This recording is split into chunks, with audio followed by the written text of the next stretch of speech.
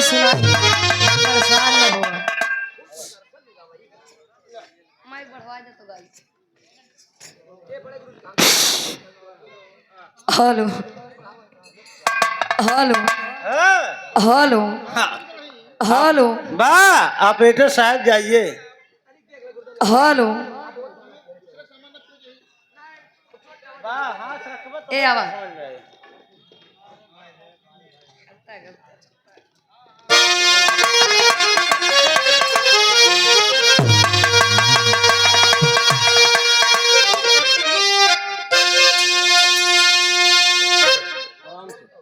बा hello hello hello hello बा था मेरा मशीन तो बढ़िया बा। हमरे बिरहा के शीर्षक आत्म मंथन और खुद को पहचानिए। काहे बड़े मोहमाया में परेशान है। आजकल मोहमाया में कम दो चीज के मोह ज्यादा है आज के जमाना में। पहला मेहरारू दूसर का सड़ुआइन के पीछे परेशान रहा था। पहला मेहरारू दूसर का देखा था वही दुनिया।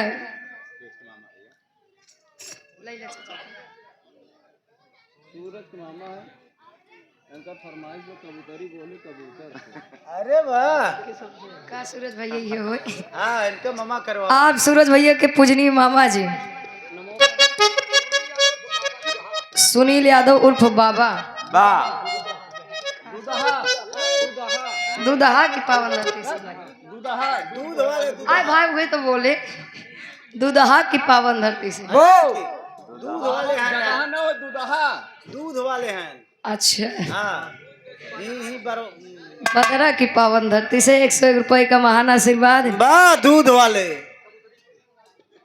मैं कब आवाज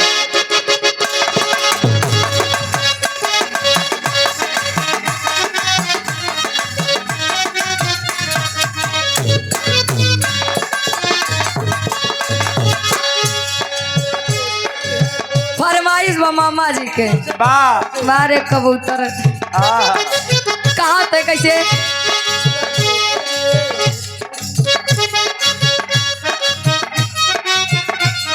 कबूतरी बोले कबूतर से मोहे से छत के ऊपर से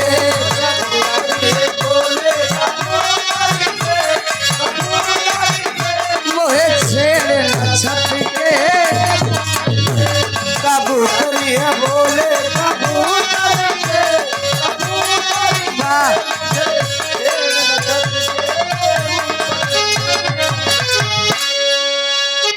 बिरहा आप लोग एक बार सुन ला समझ ला काहे लंबा जाए के बाद।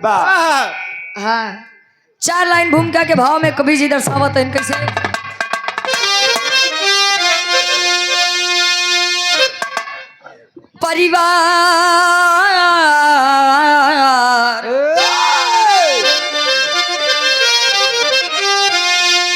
परिवार खातिर कोई खुद को है भूला, कोई धन के पीछे दीवाना हुआ, कोई संपदा भूमि महलों में खोया, कोई रूप सी घर ठिकाना हुआ,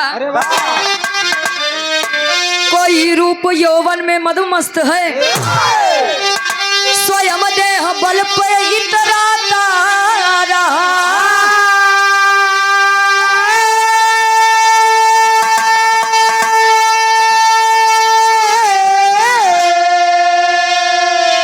मगर आत्मा की सुने ना सुरेंद्र,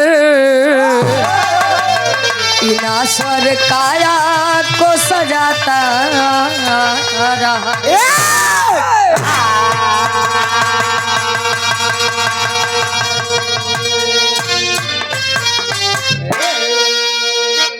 परिवार खातिर कोई खुद को है भूला, कोई धन के पीछे दीवाना हुआ। केहू आज के समय में परिवार खातिर परेशान बा, केहू धन के पीछे लोभ लालच इतना हो गई बा, लोग पैसा कमाई के चक्कर से अपनन से इतना दूर चला जाता है, साल 2 साल 3 साल 4 साल 5 साल लौट के उते नहीं है। केहू अपने चेहरा के पीछे दीवाना बा, शरीरी के पीछे दीवाना बा, तब केहू प्रेम के पीछे दीवाना बा। यह संसार में कौनो न कोनो चीज के मोह लगता ही बा सर।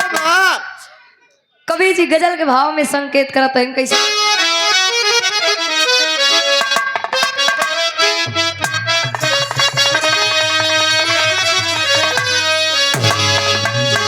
विरहा सम्राट स्वर्गीय दादा श्री राम कैलाश यादव जी गावत रहे, आत्मा रूपी दुल्हन परमात्मा रूपी दुल्हा के वर्णन बा। कहा तेन कैसे,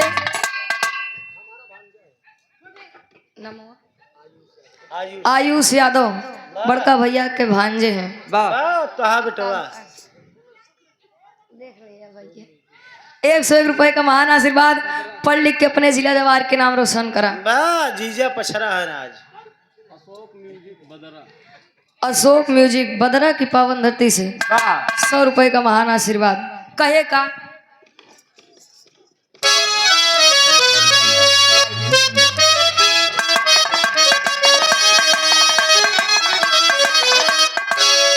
कहे एक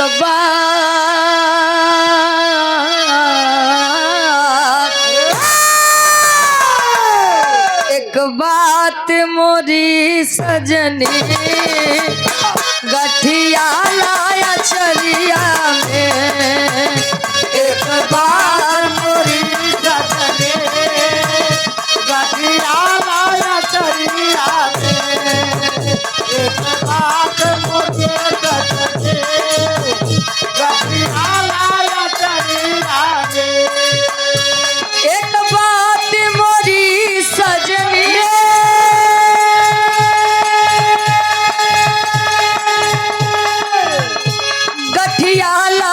चरिया में,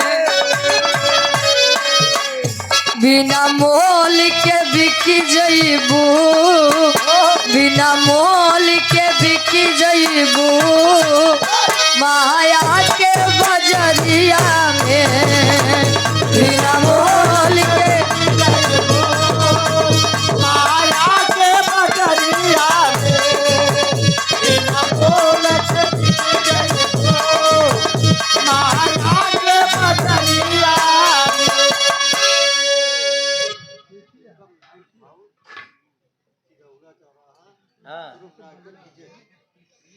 दीपक लाइट हाउस। अरे वाह, चिड़ौरा चौराहा से आप प्रोपराइटर साहब विजय यादव जी, 51 रुपए का महान आशीर्वाद। बिना मोल के बिक जइबू माया के बजरिया में। कहे संसार में कितनो रिश्ता नाता बनैला जोगैला, लेकिन जौने दिन ही हंस उड़े न, जौने दिन कहीं अंग महलिया में 10 दरवाजा, जौने दिन ये खिड़की खुली ना है तो ये नासर संसार छोड़ के जाना पड़ेगा। लेकिन भाव में कवि जी दर्शावत है कैसे,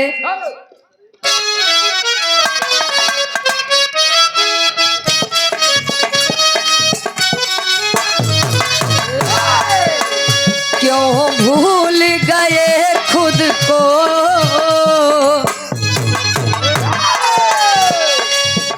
क्यों भूल गए खुद को, माया में लुभाने में, क्यों भूल गए खुद को, माया को लुभाने में, क्यों भूल गए खुद को, माया को लुभाने में,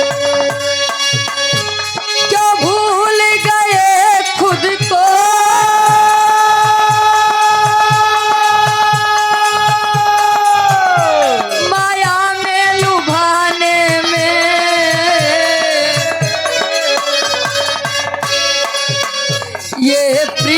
छली पल पल, ये प्रीत छली पल पल, माया है।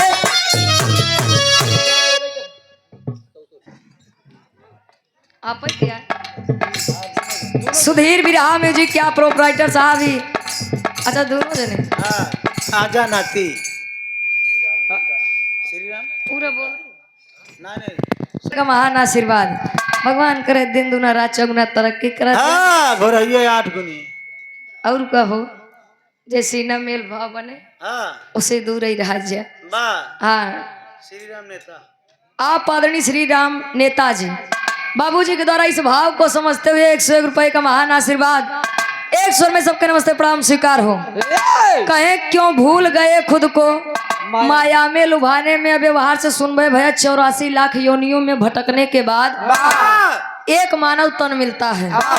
ये मानव तन बोले देखता देवी देवता परेशान है लेकिन नहीं मिलत वह बड़े भाग्य से मिलत है मानुष तन तो काहे बड़े भूल गया है मातारी के गर्भ में रहबा ते नाथ स्वामी हे दीनानाथ हमका कैसो हिया से बाहर निकाल देता।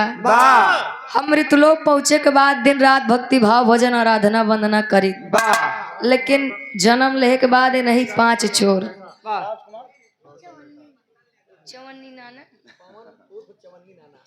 आप ये नहीं 5 चोर के हो आई हमका छोड़ दीजिए। काम क्रोध मद लोभ ईर्ष्या जब ये 5 जने लड़किया के पीछे लाग जाएंगे आज के पड़ोसी सोचत बा कैसे पड़ोसी की आँख फूटी जाता है तो एकर वाली हमार हो जात का हो जमीनिया यार। अच्छा बाहरी जमाना सवाल है इस बिरहा में बिरहा के कहानी के शुरुआत है इस बार कैसे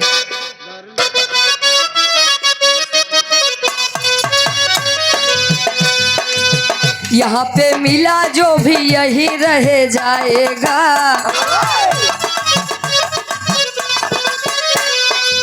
जरा विचारो यारो हाथ में क्या आएगा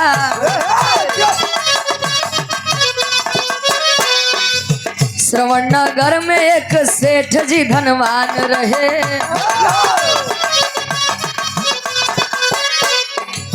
चार पत्नी के साथ जीवन सुख मान रहे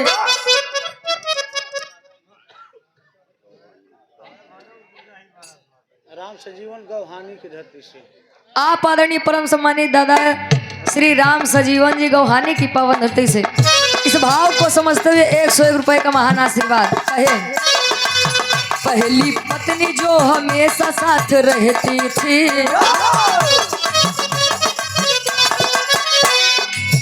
प्रेरणादायी राय सही दिया करती थी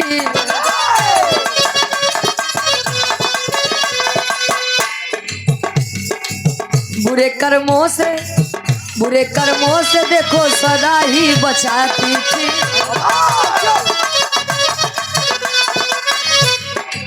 लगी रहती सही सत्कर्म सब बताती थी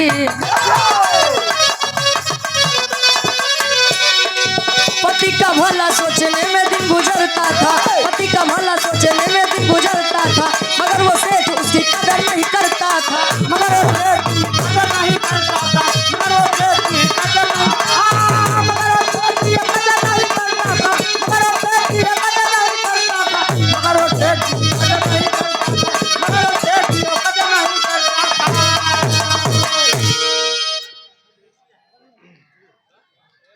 थाना पुरंदर आश्रम में हाँ थाना या पुरंदर आश्रम के आप इंस्पेक्टर साहब परम आदरणीय परम सम्मानित श्री राम गौतम नेता साहब समाजवादी पार्टी के आप बाबूजी के द्वारा इस भाव को समझते हुए 501 रुपए का महान आशीर्वाद 100 में सबके नमस्ते प्रणाम स्वीकार हो। कहे यहाँ पे मिला जो भी यहीं रह जाएगा जरा विचारो यारो हाथ में क्या आएगा आ गए ले ले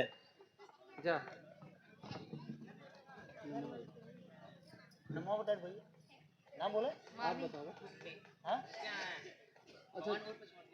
पवन उनकी धर्म पत्नी आप परम आदरणीय परम सम्मानित बाबू श्री पवन उर्फ छोटे जी चवन्नी चवन्नी अच्छा चवन्नी मामा के आप धर्म पत्नी जी यानी मामी जी के द्वारा तो है दीन है और कहो चैतन्य रही कि नाम कैसे आवे जाई जल्दी 201 रुपए का महान आशीर्वाद मामी जी के द्वारा 100 में सबके नमस्ते प्रणाम स्वीकार हो। कहे जरा विचारो यारो हाथ में क्या आएगा।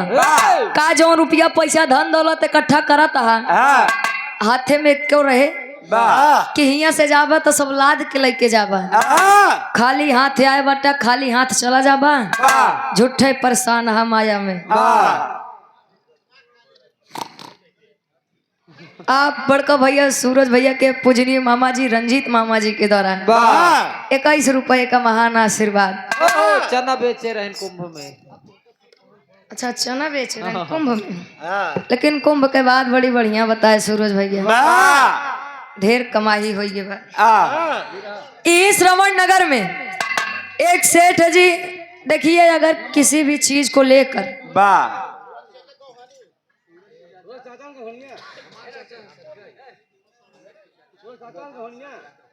सूरज भैया के आप पूजनीय चाचा जी अंबिका प्रसाद यादव जी गौहनिया के पावन धरती से आप 101 रुपए का महान आशीर्वाद।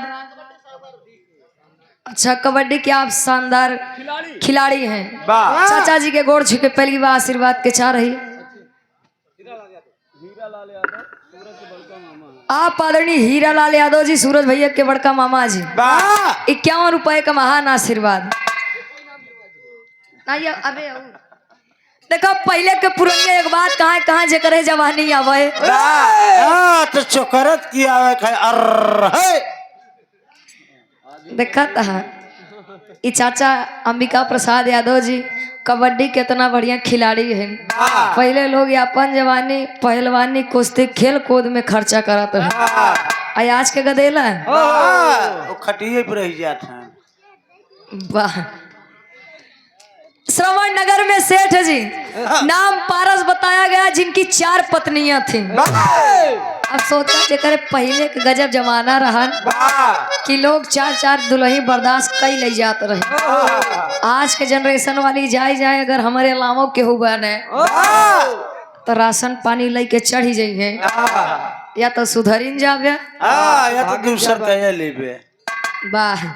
4 मेहरारू रही, पहली मेहरारू हमेशा सही सत्कर्म के पथ दिखावे, लेकिन कहा थे न आज के जमाने में जेकरे पीछे ज्यादा भगव्या जेकर जितनी कदर करव्या तो का उतने पागल समझे, तो हर कदर करवे न करे।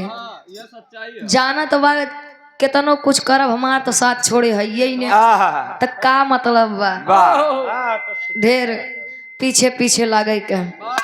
लेकिन दूसरी मेहरारू तनी होशियार रहे, और जब जे जानता है आज के जमाने में जे चतुर बा चतुर नार करके श्रृंगार वाह कहे त्रिया चरित्र दैवो न जाना। मेहरारू का गुण तो भगवानों ना ही समझ पाए, आप सब तो बहरहाल इंसान है। आप लोग चीनी समझेंगे। अच्छा गीत लगत बा कैसे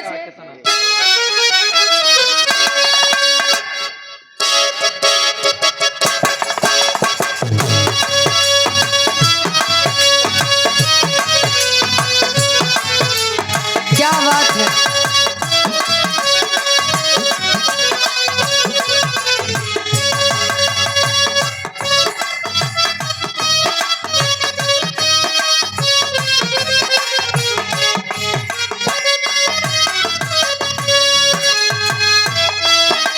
कोई दुल्हन अपना दर्द बता रही है इस गीत के भाव में, निर्गुणी भाव में मौसम को देखते हुए कवि जी वर्णन कर दे कैसे।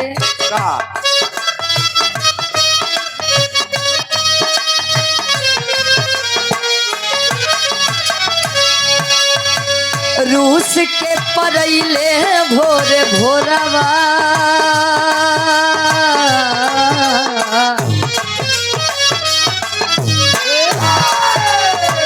रूस के परैले भोरे भोरवा बोलवा हमरो ले गईले से नूरा सिंहरवा रे रूप के परैले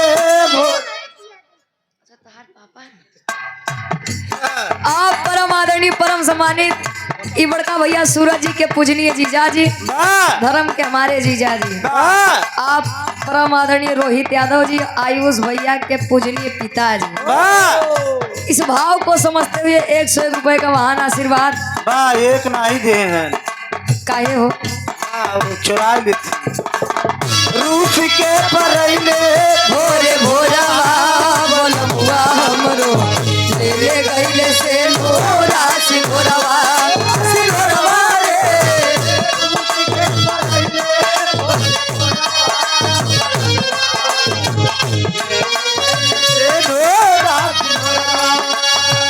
लेकिन गौर करेंगे आप लोग, दूसरी मेहरारू के ऊपर कवि जी लिखा तो इनका दूसरी नारी रहल होशियरवा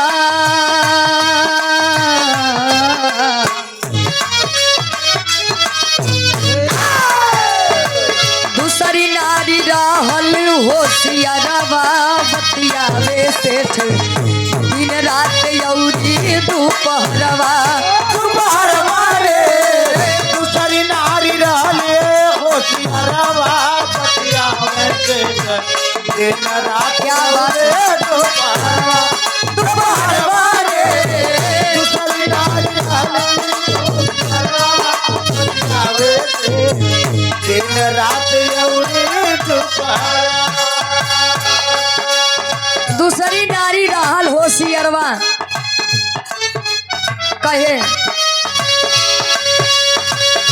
उहो समझावे लेकर रहिया बतावे सुख दुख में देखा उता साथ बतावे सुख दुख में देखा आगे हाथ बतावे सुख दुख में देखा आगे हाथ बतावे करे न समान ओही के मनवा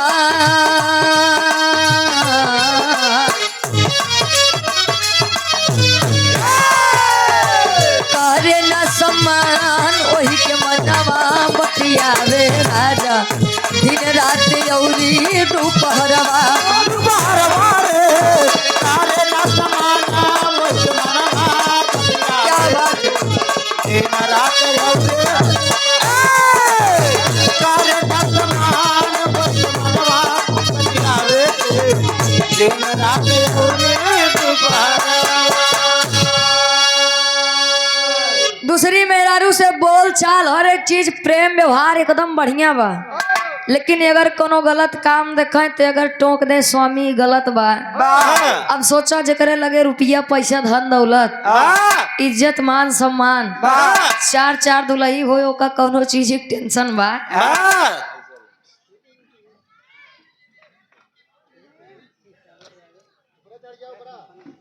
शिव सागर यादव जी लाइट कंपनी मुगरसन की पावन धरती से भैया जी के द्वारा 51 रुपए का महान आशीर्वाद। एक स्वर में सबके नमस्ते प्रणाम स्वीकार हो। आज जब दूसरी मेहरारू तनी सा रोक दे टोक दे कहे रे जा तोहरे जैसे 72 जनी गई अबे तू का जानत यहाँ दो मेहरारू किनार कह दे तीसरी गए करे लगे रानी आए प्राण प्रिय एनन दोनों तो हमारे यहाँ दिमाग खराब करे हैं तू साथे रहबू कि न रहबू। अरे नाथ बिल्कुल हम कैसे आपके साथ छोड़ सकी थी, लेकिन सेठ सबसे ज्यादा प्रेम चौथी मेहरारू से करत रहे। काहे बरे बे नहीं नहीं तोरे मामा के मौसी आप आयुष भैया के पूजनी मामा जी, हमारे बड़े भाई सूरज यादव जी के मौसा जी प्रेमचंद यादव जी ढोली सैदहा की पावन धरती से 51 रुपए का महान आशीर्वाद।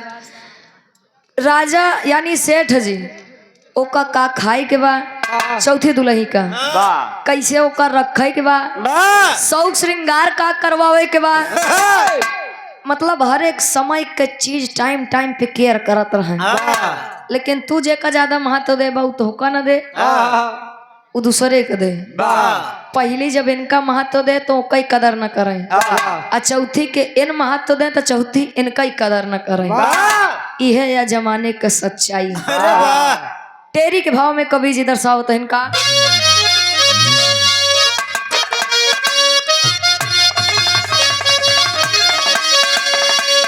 कहे माया में बाया रुझाइल दुनिया, अरे तो माया में बाया रुझाइल,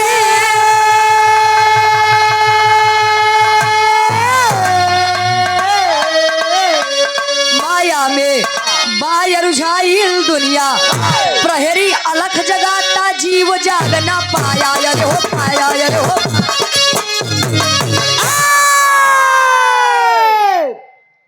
माया में बाया रुझाइल दुनिया, प्रहरी अलख जगाता जीव जाग ना पाया। प्रहरी अलख जगावत बा। देखिए जाना तो सब है लेकिन मानत क्यों ना है? आज के लोग इतना बढ़िया कल्पना कई ले जाते है। घरे दो लड़कियां जन्म ले ली हैं तो पहले न मुहार अलगवा दी है।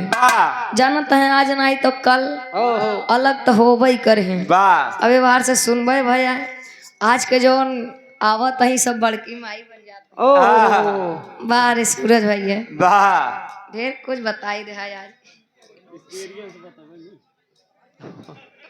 वाह धीरे धीरे यार अब भाई जवानी तो सब दिन रहे न, वाह कभो न कभो बुढ़ौती ते वही करे। वाह अब ऐसा नहीं बा काका दादा लोग बैठाए ते कभो लड़कियां ना रहा हुई कभो इनके जवानी न आए हुई। वाह अब ओका सब पार करे के बाद बुढ़ाई अवस्था पे आया है। वाह अब धीरे धीरे स्वास्थ्य जब बिगड़े लगा, ओहो राजा सोचत है रुपया पैसा धन दौलत तो जौन बाप बांटा ही बा। वाह हमरे चार चार दुल्हनिया देखिए नन में हमका प्रेम कवन करत है। चौथी का बुलाई के बतावत है रानी अब हमार चली चला के बेला बा, ओहो का तू हमारे साथे चलबू? वाह स्वामी कहाँ वाह का तैन गीत लगत बा खाटी इलाहाबादी तर।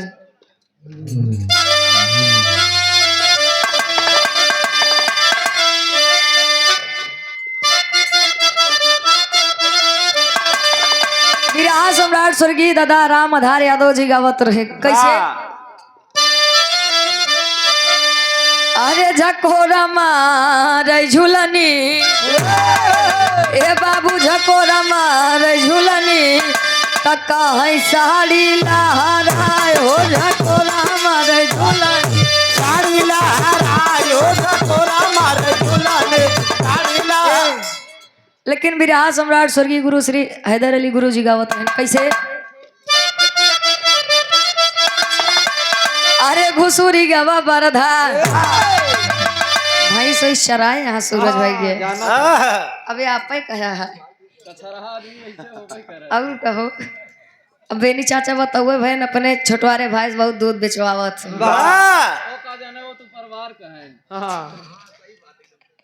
कहा तहन अरे घुसूरी गवा बरधा ए बाबू घुसूरी गवा बरधा काहे सरी आई माझारी घुसूरी गवा बरधा सरी आई माझारी कहे गजब किहू बहिनी अरे गजब किहू बहिनी काहे छीनी उना भतार हो गजब। लेकिन गौर करिए आप लोग भाव पे कवि जी दर्शावत हैं पारस सेठ बोलाई के चौथी दुल्हन से कहते हैं कैसे? अरे डरी गईले सेठ जी ए बाबू डरी गईले सेठ जी मऊतिया देखाय हो डरी गईले सेठ जी मऊतिया देखायो हाँ मऊतिया देखायो मऊतिया देखायो डरी गईले सेठ जी मऊतिया देखाय हो डरी गईले सेठ जी मऊतिया देखायो डरी गईले सेठ जी। अरे करे खूब दवाई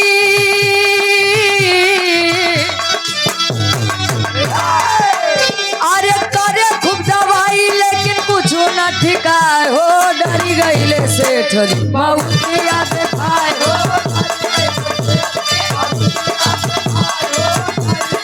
हाँ मऊतिया देखायो मऊतिया देखायो डरी गईले सेठ जी मऊतिया देखाय हो डरी गईले सेठ जी। मऊतिया देखायो डरी गईले सेठ जी। बोलाए कहे ने अब तो तोका चल के पड़े तो काम सबसे ज्यादा मानत रहे। कहिए स्वामी नाथ जब तक जियत रहे हम तबई ले साथे रहे, अब तू अगर हिया से चला जाबा तो हम हिया से तोरे साथे जाबो। कहा था कैसे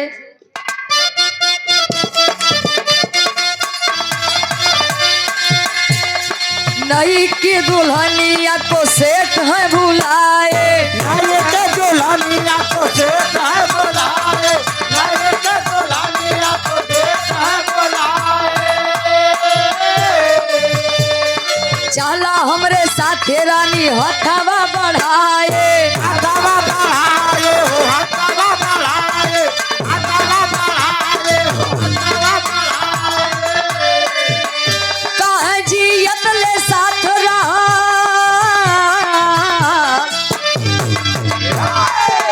अरे जियत रे साथ रहल आगे नहीं बा हो डरी गईले सेठ जी मौतिया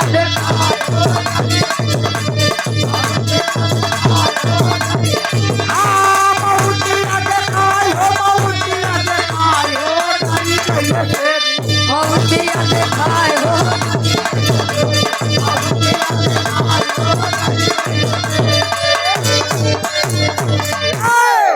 चौथी दुलाई कही स्वामी जब तक जियत रहा हम तब तक रहा, मर जाबत हम जाबो बना। कहे बाह रे मतलब तो काम इतना माने इतना जाने तोरे साथे का कुछ नहीं करे आ तू सफाई से इनकार कर दू। कहीं स्वामी जो सत्य बा तो सत्य बा काम मन राखी झूठ है। कहें जा तहार काम अब यार से खत्म बा। तीसरी दुल्ही का बुलावत है।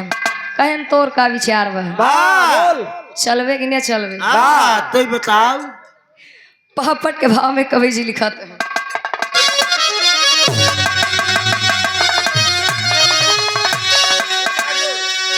अरे तीसरी बीबी अपन, अरे तीसरी बीबी अपन सेठ बुलावे प्यार जतावे हो, तो तीसरी बीबी अपन बुलावे प्यार जतावे हो, तो चला तू साथे सपना ढेर दिखावे हमरे साथ।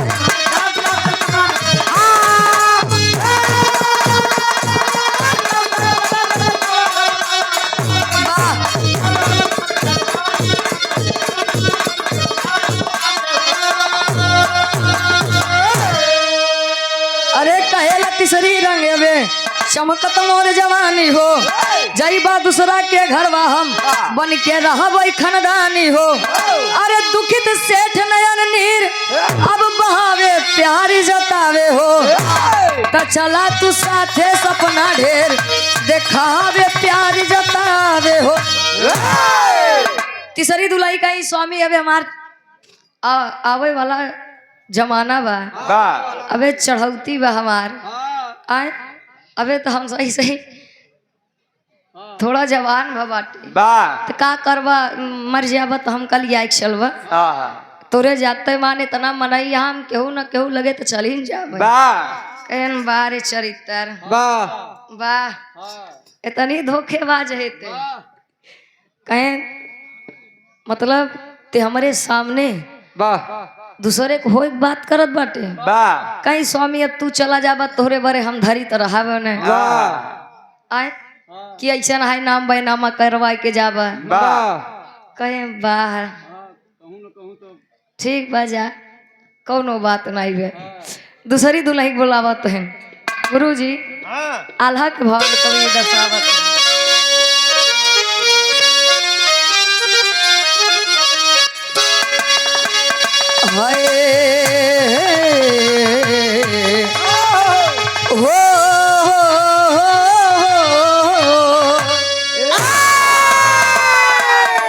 धन दौलत कुछ काम नहीं है भैया,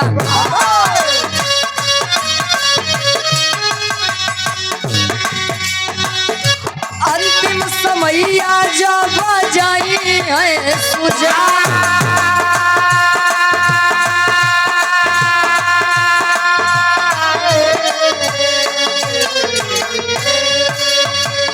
दूसरी कहेली हम क्रिया कर्म कही देबै।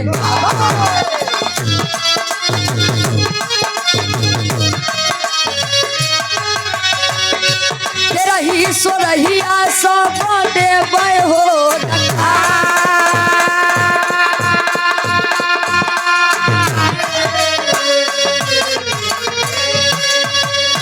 भइले अधीर सेठ अपने मानवा में पंचो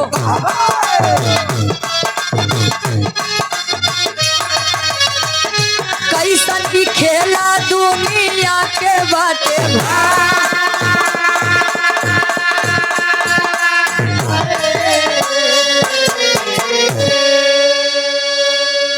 गौर करिए बिरहा एकदम लास्ट में बा दूसरी दुल्हे के बोलाए कहे रानी वाह आए रानी अब हमार हिम्मत जान एकदम छूट गए बा का तू साथे चलबू कि न चलबू हाँ काली खाई के मटाने भर रहे बुइया कहे स्वामी हाँ हम चल न पाऊ लेकिन अब भैया अच्छा आप चैतू मामा सब्जी वाले क्या आप सुपुत्र जी वाह गोलू भैया वाह हमारे बड़का भैया के छोट भाई वाह 51 रुपए का महान आशीर्वाद 1 स्वर में सबके नमस्ते प्रणाम स्वीकार हो छोट भाई ये फायदा है भैया कहे दूसरी कहे देखा स्वामी तू अगर मर जाबा तो जवानी तेरा ही होत है तेरा एक बात जवानी सो रही होत है वाह एक सब हम कह देवे हम गारंटी लेते हैं तोहार पिंडा पानी परवाह देव हम वाह वाह जेकरे लगे रुपया पैसा धन दौलत बाटे उ तो अपन जलवा दिखाई देत है वाह और जेकरे लगे नाही भाई कर्जीदार बना देत है कहाँ केतना नहीं 200-400 मनई तो भाई व्यवस्था कराइन के पड़े वाह जियते माई बाबू तरस एक लोटा पानी भी ना वाह अब मरे के बाद वाह लड़का तेरा ही करवावत है सब खाए के बाद ये कहिए यार सब तो बढ़िया ही रहा नहीं हाँ पनीरिये में खाली तेल ज्यादा रहा वाह सोच बदलिए समाज अपने आप बदल जाएगा वाह दूसरी का ही स्वामी हम तेरा ही सो रही करवाए देवे बाकी हम साथे ना जा जा तोहार पिंडा परवाह देव घबराया जी अब पहली दुल्हन बोलाए कहे तय कहीं स्वामी हम जियतो आपके साथ रहे अब मरतो आप एक साथे चलब वाह छोड़ेंगे ना हम तेरा साथ और साथी मरते मरते दम दम तक क्या बात पॉइंट ये पकड़ लेते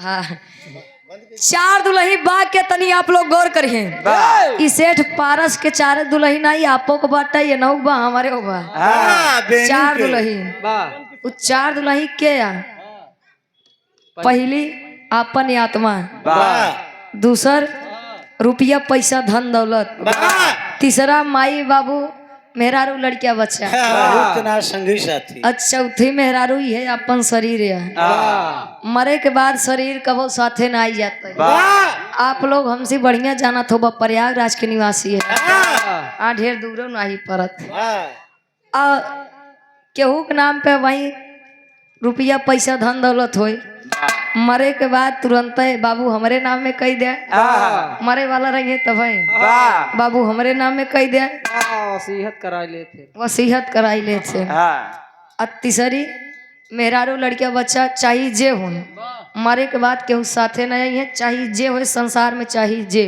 वाह अकेले आए बटा अकेले ही चला जाएगा यही आत्मा जाए साथे भाई वाह आखिरी खड़ी के भाव में कवि जी लिखा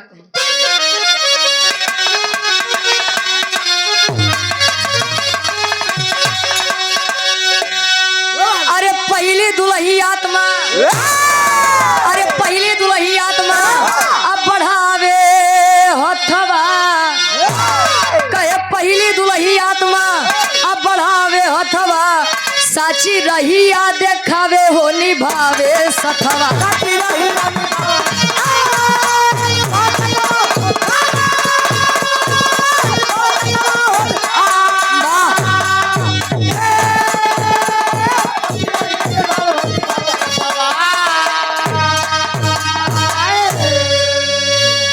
पहली दुल्ही आत्मा बढ़ावे हथवा साची रहिया देखावे हो निभावे सथवा अब आई कोनो गलत काम कैला वो गलती पकड़ाई जाए सबसे पहला मन में विचार यही आता है हमारी आत्मा एका करे गवाही नहीं देते रहे हमारी आत्मा ये अंदर से कहत रही कि एका झिन कर लेकिन हम नहीं माने आज अगर ये आत्मा के बात माने हुई तो शायद यह जगह पे न खड़ा हुई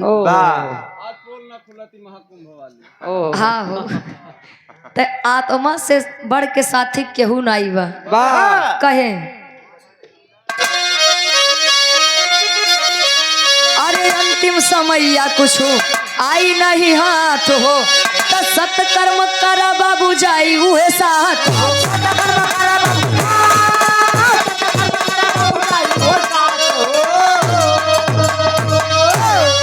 कहे सत्कर्मी के भगवान जी अब दौड़ावे रथवा कहे सत्कर्मी के भगवान जी अब दौड़ावे रथवा सची रही या देखावे हो निभावे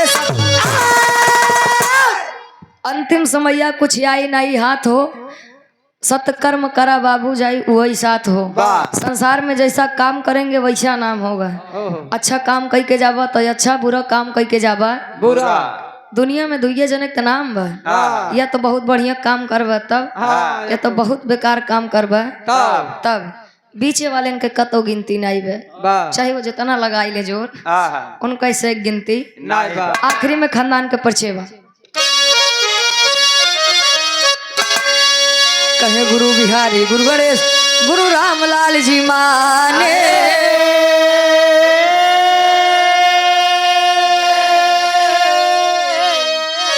कहे बिरा महर्षि गुरु राम अब राज मधार पहचाने